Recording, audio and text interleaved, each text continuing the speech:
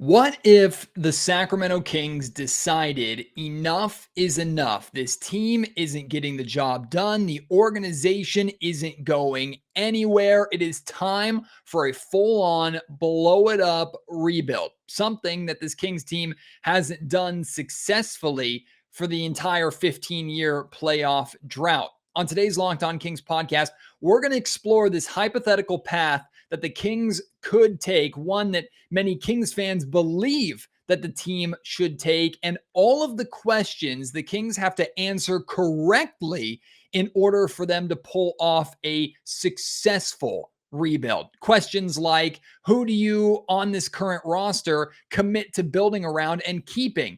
The players you do decide to trade away, what kind of rebuild assets can you get for those players? Who should coach this team in a full rebuild going forward? And would ownership even fully commit to a rebuild and the losing that comes with it without looking for any available shortcuts? We'll talk about it all and try and get to the bottom of this on today's episode of the Locked On Kings podcast.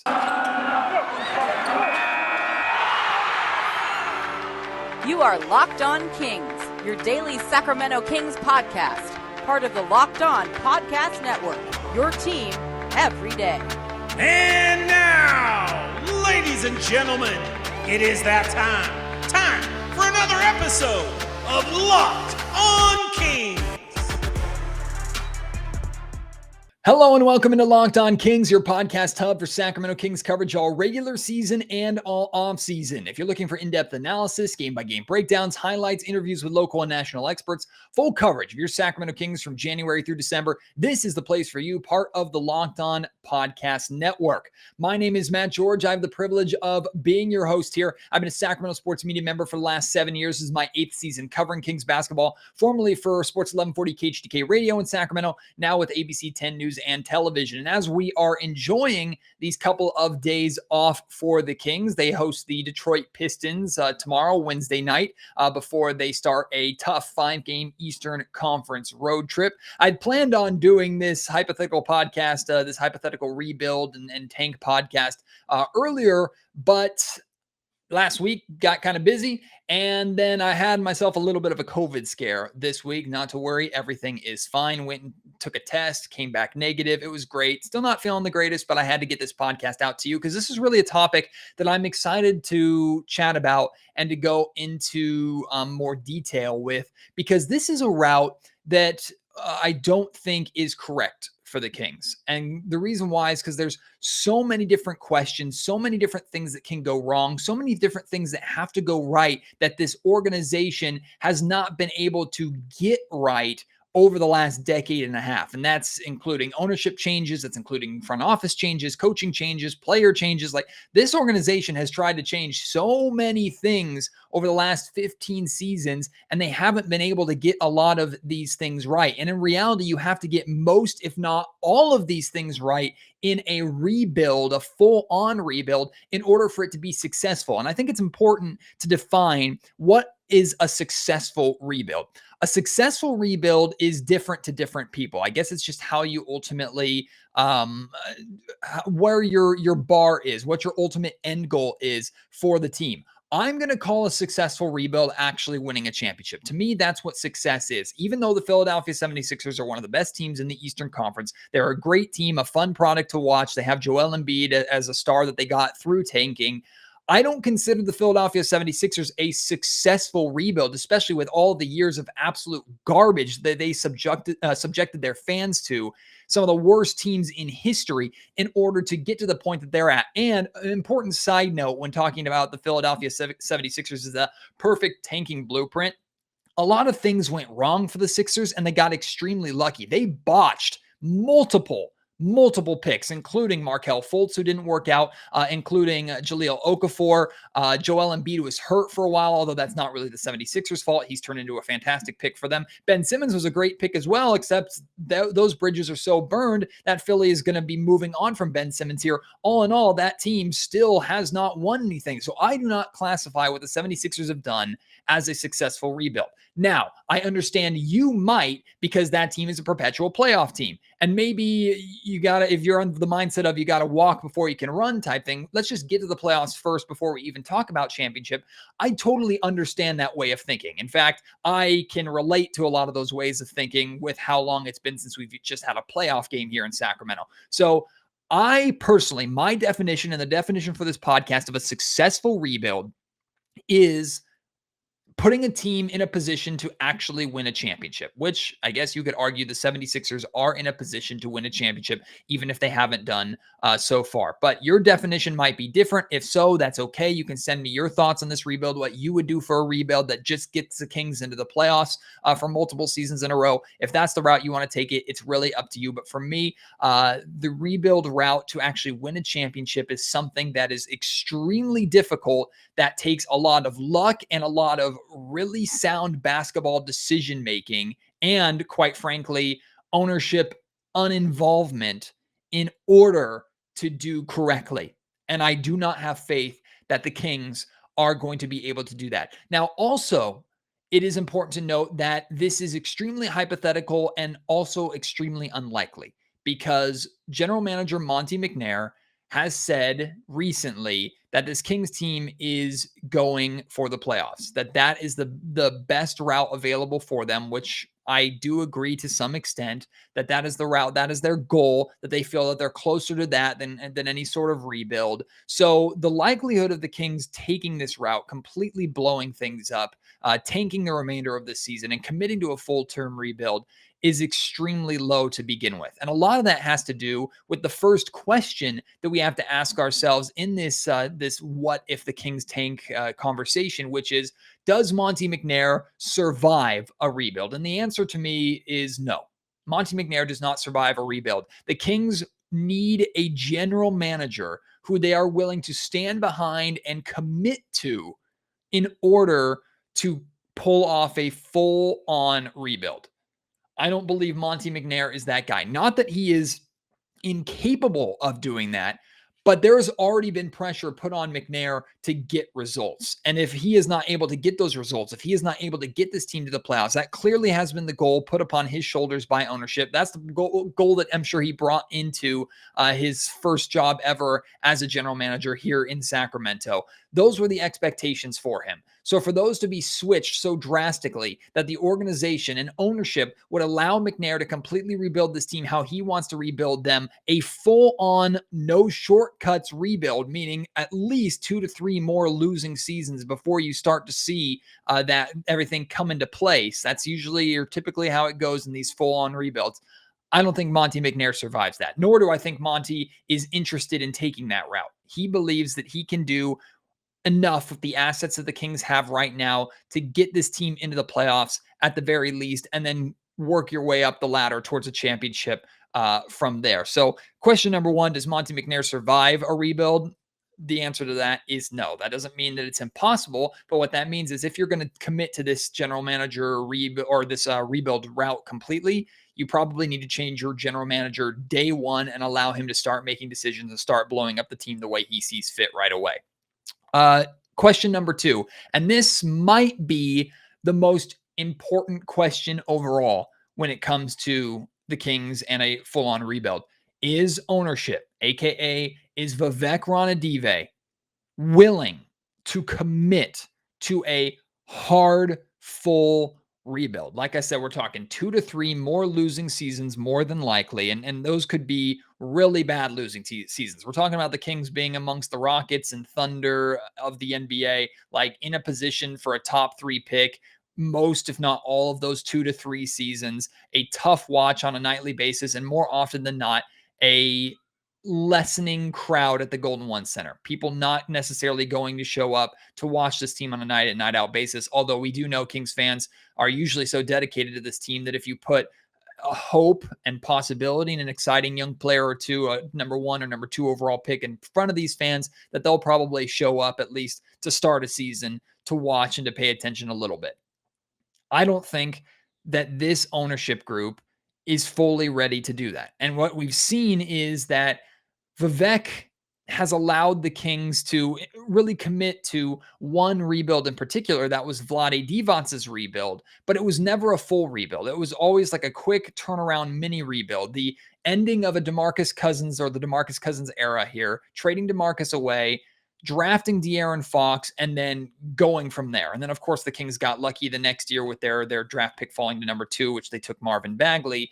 Vivek and the Kings have always looked for whatever shortcuts possible to speed up the process. And then, of course, how the Kings started the 2019-2020 season. I believe that was the season that under Dave Yeager, this team got off to a really, really good start. You could see at that point, Vivek was saying, no more of this rebuild crap. We're going for it. This team is good enough to make the playoffs, and they made the Harrison Barnes trade, and the rest is history. I don't know if I trust the ownership of the Sacramento Kings to fully commit to a rebuild. I don't think it's in their interest to commit to a rebuild. I think Vivek is already tired of losing as it is, and he doesn't want what is more than likely going to be the NBA record 16-year playoff drought to become 17, 18, 19, maybe 20 seasons before this rebuild is somewhat completed and this team is back into the postseason conversation. And another ownership question that's important to ask, and this is maybe just as important as the other, would ownership stay out of the way? And what I mean by that is if they commit to McNair being their guy for this rebuild, their general manager for this rebuild, do they let him make his decisions, trade away the players he wants to trade away for the assets that he wants to acquire, draft who he wants, hire who he wants as a head coach without giving more than their input?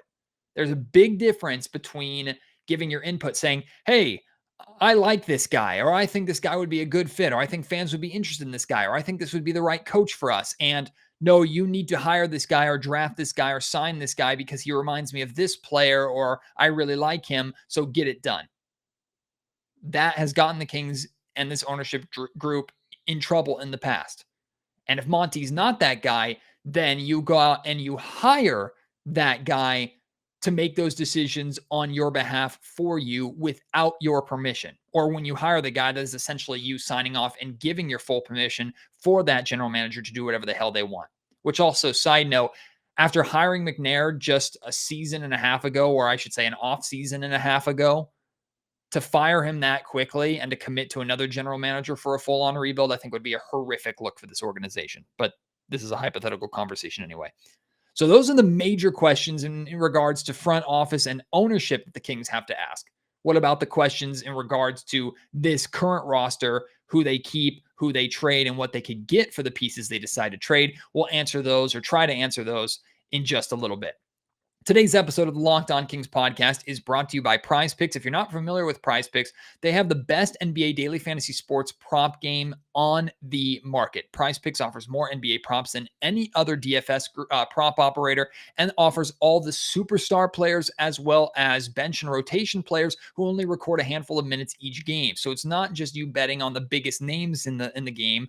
It's you betting on players that you're familiar with, guys that are part of the rotation here in Sacramento that you're pretty comfortable with how they're going to play. And the way Prize Picks works, you pick 2 to 5 players and an over-under on their projections. You can win up to 10 times on any entry, and it's just you versus the projected numbers. Prize Picks offers any props you can think of, from points to assists, rebounds, threes made, etc. It's a very, very fun fantasy game. Like I said, it's just you versus the numbers. You're not facing anybody else. Really use your knowledge of, let's say, Tyrese Halliburton and his typical assists. When he was on that double-double run, when he was averaging over 10 assists per game, you could have made money off that, expecting that run to continue. Or maybe you're very familiar with Marvin Bagley and the rebound run that he was on lately, over with a couple of games of 12 rebounds, a game with 13 rebounds, and you thought that was going to continue. Or maybe you decided to take the under on 11 and a half rebounds per se. You thought that number was going to drop off. Prize Picks allows you to make money on those decisions. Go to prizepicks.com today, or make sure you go to your app store and download their prize winning app. All users that deposit and use our promo code NBA will get $50 free if your first Prize Pick entry scores a single point. That's right. Everybody who listens to Locked On Kings who decides to deposit and use promo code NBA will get $50 for free if your first Prize Pick entry scores a single point, which is extremely easy to do. Prize Picks is daily fantasy made easy. We've already asked a lot of questions in regards to general managers and ownership. with this team committing to a full rebuild. Already multiple areas for me to be skeptical about a rebuild ending successfully. But regardless of who's making the decisions, regardless of ownership being involved or not, in order to start a rebuild, you have to trade away and blow up the roster that you have and bring in assets to get a rebuild started off right. We're mainly talking about young players who fit the rebuild timeline, who you might want to consider part of the rebuild, and players that you can develop into hopefully a playoff team one day, or draft picks that you can go out and build your own team through upcoming drafts. So really, those are the things that we're looking at when we talk about assets that this Kings team could get for the players that they're willing to trade away. But also a big question is, which players are the Kings willing to keep? And more specifically, which players are the Kings willing to build around? And the three main names that we're going to discuss here are De'Aaron Fox, Tyrese Halliburton,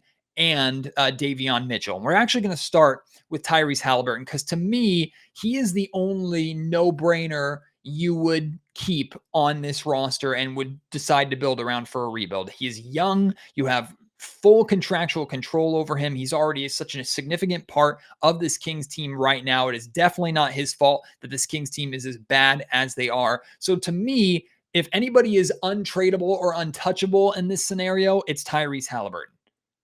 You commit to keeping Tyrese and building around him or having him be a part of your long-term rebuild going forward, being a crucial piece of what would hopefully eventually turn into a playoff and championship contender one day. De'Aaron Fox and Davion Mitchell, those two are a little more tricky. Let's talk about De'Aaron Fox.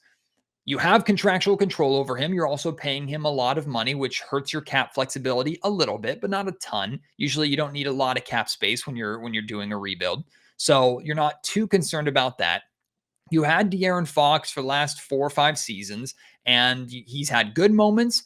Things haven't gone great. He's also extremely young still. Maybe not extremely, but he's very young still. He hasn't hit his prime yet. He's still developing. We've seen short glimpses of what he and Tyrese can be together going forward as your backcourt. If you commit to keeping De'Aaron Fox, then you're committing to the same starting backcourt going forward. So really your rebuild is trying to find your 3, 4, and 5 to pair with that too, which is arguably what this Kings team is still doing now and has been doing for the last couple of seasons. When it comes to Davion Mitchell, he's young. You have contractual control over him. He provides something that this Kings team needs, which is defense. He's raw. He still has a lot to develop. He's on the older side, already has leadership qualities, which can be important in a rebuild, but he also could potentially get you some decent return. Truth be told, I think the Kings could pull off a full rebuild while keeping the 3 of those players. I think it's more than likely that that would be the route that the Kings would take in this hypothetical scenario. If not, then they would get rid of one. And that one guy would either be De'Aaron Fox, depending upon the haul that they could get for him, or Davion Mitchell, with kind of the same thing, the haul that they could get for him. If the Kings are trading away De'Aaron Fox in this scenario, they are asking for and probably getting some, if not one, high upside young player. So a player who's maybe in his first or second year in the league, who has the potential of developing into a star, very high upside, a very high ceiling, someone who has shown that star potential in addition to first round picks. Maybe not, you're probably not getting a high upside young player and multiple firsts for De'Aaron Fox. You might get a high upside young player and 1 first round pick, or you're getting average young role players and multiple firsts.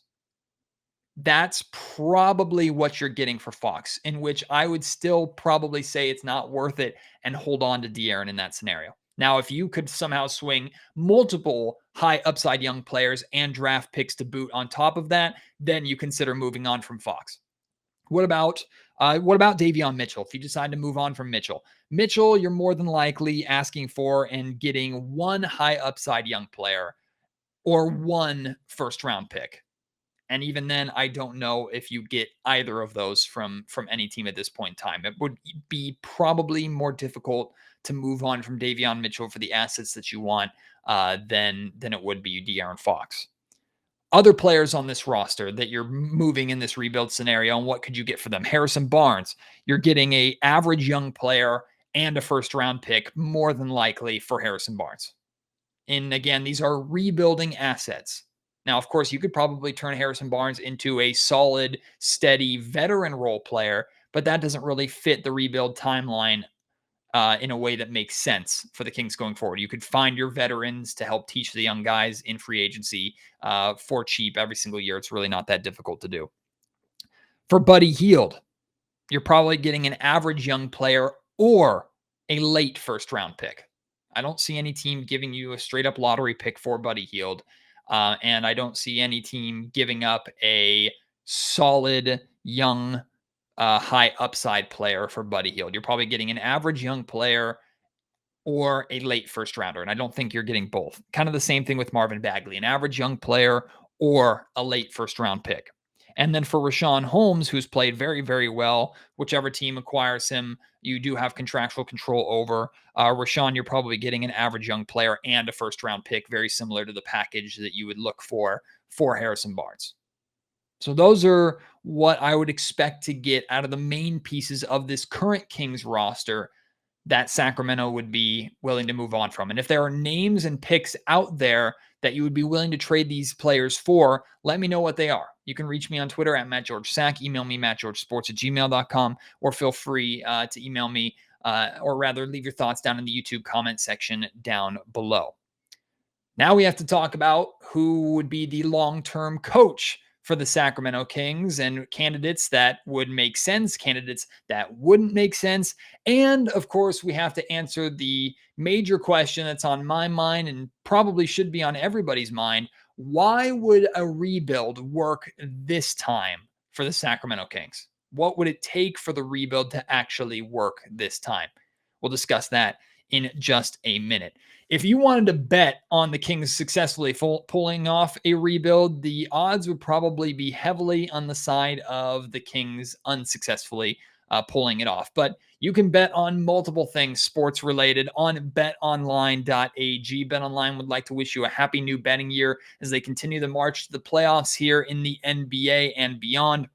BetOnline remains the number one spot for all the best sports wagering action for 2022. It's a new year. They have a new updated desktop and mobile website. If you sign up today, you use promo code Locked On to receive a 50% welcome bonus on your first deposit. Again, that's promo code Locked On for 50% of a bonus. If you deposit $100, you get $50 free right there. And you can bet on football, basketball, hockey, boxing, and UFC, right to your favorite Vegas casino games. Don't wait to take advantage of all the amazing offers available for 2022.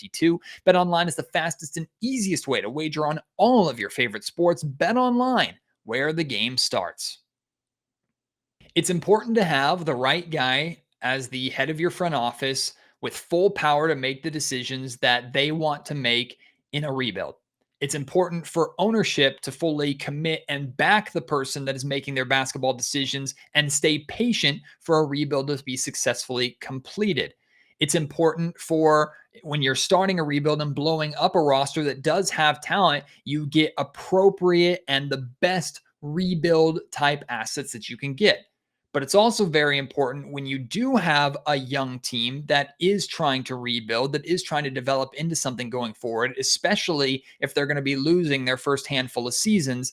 It's very important to have the right head coach who will keep them focused, who will not let them just fold midway through a losing season, and will ultimately help them develop to become the best players that they can be.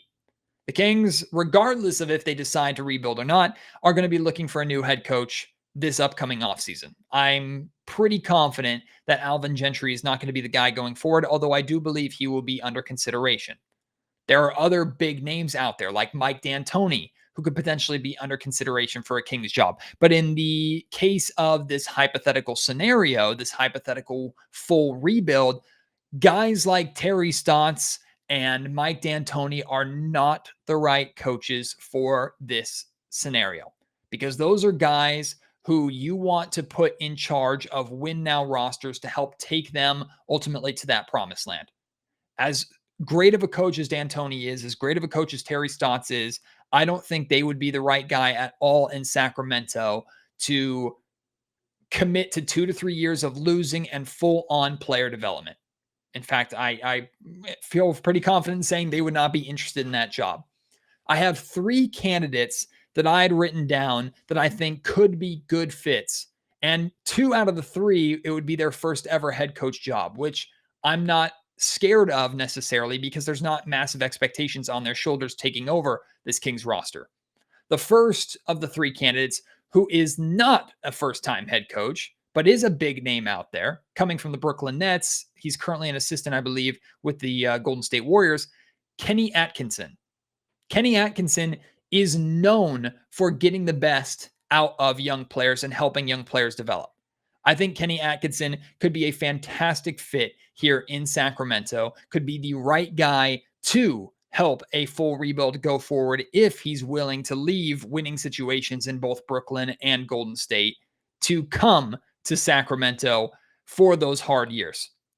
Candidate number 2, and this is a candidate that has been brought up in a ton of conversations around the league. She comes from the Greg Popovich School of Coaching in San Antonio. I'm talking about Becky Hammon. Becky has been looking for her first opportunity. In my opinion, she's more than deserving of that first opportunity. I don't believe that people would fully accept this move as not a publicity stunt, although I'm more than confident in saying that hiring Becky Hammon is the furthest thing from a publicity stunt. When she gets, and I'm not saying if, when she gets an NBA head coaching job, it's going to be because she's ready and she already commands the respect of every team that's on the every player that's on the San Antonio Spurs. Most players around the NBA respect her. Becky Hammon is going to be a fantastic head coach one day in the NBA. I'm very confident of that. Plus, she has the support of Greg Popovich, the knowledge of Greg Popovich behind her. I think she's going to be extremely successful, and it would be, in my opinion, a smart move to potentially hire Hammon and allow her, to take over a team that is rebuilding, that is starting from scratch for her to grow and develop with. That's number 2. Number 3, and this name might excite a lot of you listening, Doug Christie. Doug Christie doesn't have much coaching experience at all. He got a few games as the interim head coach when Alvin Gentry was out this season in health and safety protocols. We know Doug is well respected around the league. We know he has a love and a passion for the game. He wants to coach. He's good and smart when it comes to developing players. He has a defensive first mindset. Doug Christie getting the shot coaching the team that he is most known for playing for, with a young group of guys that would respect him and would listen to him. He might not look good on his overall coaching record, the first 2 or 3 seasons being probably low win seasons. That would hurt him short term. But long term, I think Doug could absolutely be a great fit and a great piece on that Kings bench to help develop a young group into one day a playoff and championship contender. So those are the 3 candidates that I would put in this hypothetical full rebuild. And out of the 3 of them, who would I pick? Probably Kenny Atkinson, number 1, Christie 2, and Becky Hammon 3. That would probably be my decision. But I would be fine with all 3 of them. If there's one of those 3 that you like or another name that you want to add to that list, let me know at MattGeorgeSack on Twitter. Email me, mattgeorgesports@gmail.com, or leave that name down in the YouTube comment section down below. And finally, we get to, why would a rebuild work this time when it hasn't worked at all over the last 15 years? And in addition to all these questions, what has to happen? What has to go right for a rebuild to actually be successful here in Sacramento? I'll answer that question by saying what honestly is true. The Kings have never committed to a full rebuild at any point during this 15-year playoff drought. They've never fully committed to rebuilding the right way. They've gotten close at times, like very early on when they decided to draft Tyreke Evans and ended up moving on from Kevin Martin at that time. That was a number of years after their final playoff appearance in 2006. Then things changed again when they went the DeMarcus Cousins route and all blah, blah, blah leading up to today. The Kings have never fully committed to a hard rebuild. So that's number 1 right then and there. But what has to go right? It's a combination of everything we talked about. Ownership has to stay out of the way. The right general manager has to be hired or kept here in Sacramento and has to be allowed to make the moves that he or she seems fit. The right coach has to be hired and committed to. You can't have a coaching carousel. You can't be changing coaches every 2 or 3 years for a young core who's trying to develop and learn and understand how to play together. So you have to commit to a long-term coach, even if things aren't going well. And then you have to have trust in this team's ability to fix their horrible drafting history. Their scouting department needs to do their job correctly. They need to not take risks in the draft, not draft players for position, and draft players who are the best player available, at least according to their scouts and their draft board at that spot, and really go from there. These are a lot of things that have to go right in order for a rebuild to be successful. And these are a lot of things that the Kings have not done correctly, really more than a handful of times over the course of these last 15 years. And they would have to get most of these right at the same time.